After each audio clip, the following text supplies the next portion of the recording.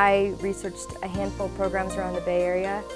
This was the one that for me was the best fit because it incorporated the technical skills with the real world. And I knew I wanted to get all of these certificates, which I gained 7 of them. So to do that in a 3-year time frame, I did pretty well. Internships matter. For me, the internship I had last summer led directly to a full-time position after I got out of school. And I'm so happy, and I'm working for myself, and I'm very fulfilled.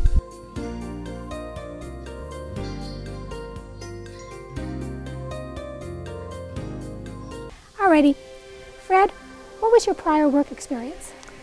Well, my prior work experience has been with primarily one company for the last 31 years, and that was Hewlett-Packard and their spin-off Agilent Technologies. I just retired in May from the company, and I was a manufacturing development engineer there, and I've been doing that same job practically in the same department for all of those years, so I was pretty specialized in what I did, and didn't move around a lot. I just enjoyed what I did, and they liked what I did, so I just stayed put. Why did you decide to enroll at SRJC? Well, you know, I've been coming to the JC since 1978, taking different classes. And initially, when I came to the JC, it was to try to get a better job at Agilent. And I was taking classes that would improve my my chances of moving up the ladder, so to speak. So I started taking classes in chemistry, and I took some business classes, and actually it worked. I was able to move up pretty rapidly in a relatively short amount of time, and I really do credit it to the classes I took at the JC. What have you been taking lately?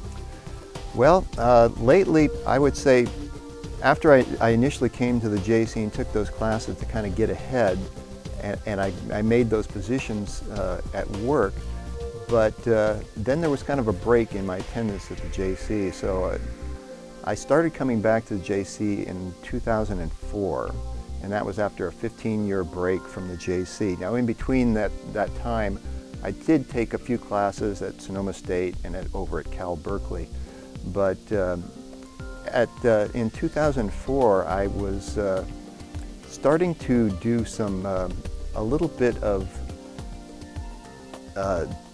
design work on CD covers, and I know a lot of young kids try to make their own CD covers, and when I started, I was getting recordings that were live recordings of bands that allowed their audience to record their music in a live format and distribute it to other fans without a fee.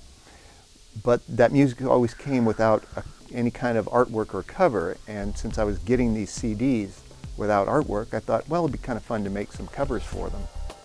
And I had a program that came with a scanner that I had called Photo Deluxe Business Edition, and this was a program put out by Adobe, and I really had no idea who Adobe was at the time. But I started playing with it, and it was pretty much automated. There wasn't a lot of flexibility in it. It was a lot of presets that you would click, and I was able to make some, what I thought at the time were some nice, decent designs. But after a while, I thought that maybe I could do better. And I had a nephew who had interned at Adobe and had given me a copy of Adobe Photoshop, I believe it was 6. And so I switched from the Photo Deluxe program to this Adobe Photoshop 6, which I sort of heard about, but didn't really know too much about it. And I started digging into it, and I soon discovered that there was an awful lot to it that I did not know. And I was feeling a little bit frustrated, and I thought, well, maybe there's something at the JC that might help me with this. And I got online and looked it up, and sure enough, they had classes in Photoshop. So I thought, well, I'm going to take a class in Photoshop and see if this helps me out. And found myself getting immersed in it, and I went through the whole Photoshop series at the time and got my Photoshop certificate. So that was kind of my start coming back to the JC. What courses have you recently completed? Well, recently, my most recent completion, I've completed classes in the Applied Graphics department, which I now believe is called just graphic design. And so I've been taking courses in computer design work and the related classes that go with becoming a graphic designer. And so I just completed my graphic design certificate. But one thing I've noticed in going through those classes, prior to going through those classes, I went through a number of classes in the Computer Information Science department.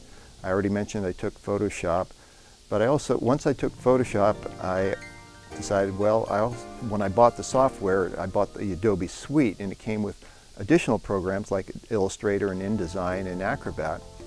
And I'd never even looked at Illustrator before, so I thought, well, maybe I should figure out what this program's about. So I signed up and took some Illustrator classes as well. And then after that, I took InDesign and Acrobat. And what I discovered once I got into the graphic design program, that there were a lot of students there that taking the classes alongside of me that hadn't taken the Adobe classes in Photoshop, Illustrator, or InDesign.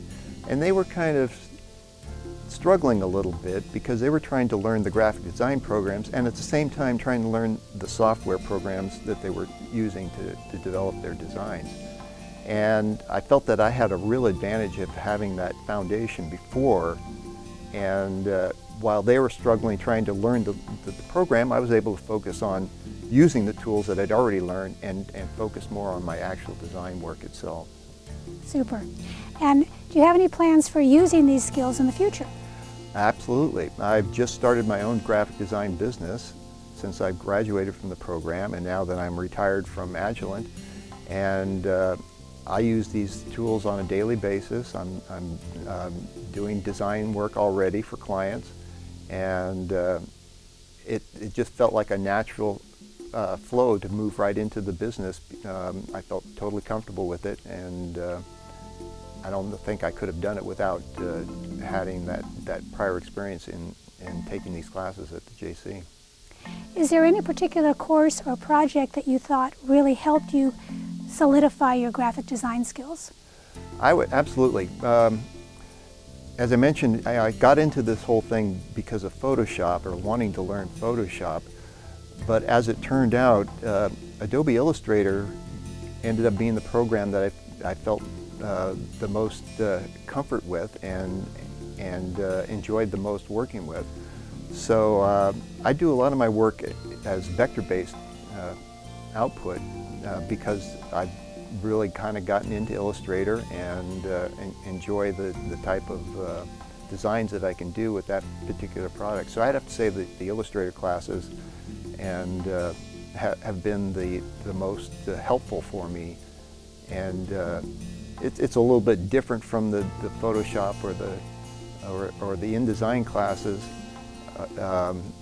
in that the type of format that it's in, and I think that it scares off some people. So I feel like I'm fortunate that it was something that I really hooked onto, and has been a real kind of a bonus for me in my both in my class production and now in my graphic design that I do for my business.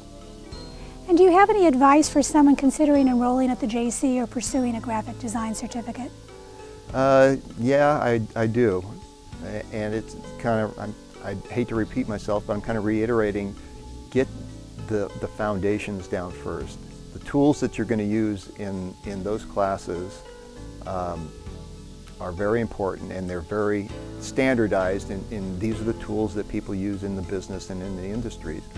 And if you know and learn and understand those tools before you have to really use them in a really creative way like you do in graphic design, then when you're doing your design, you can focus more on that design and less on trying to learn and understand how to make that design realized in your artwork if you already have those skills ahead of time. So I would recommend getting those skills first.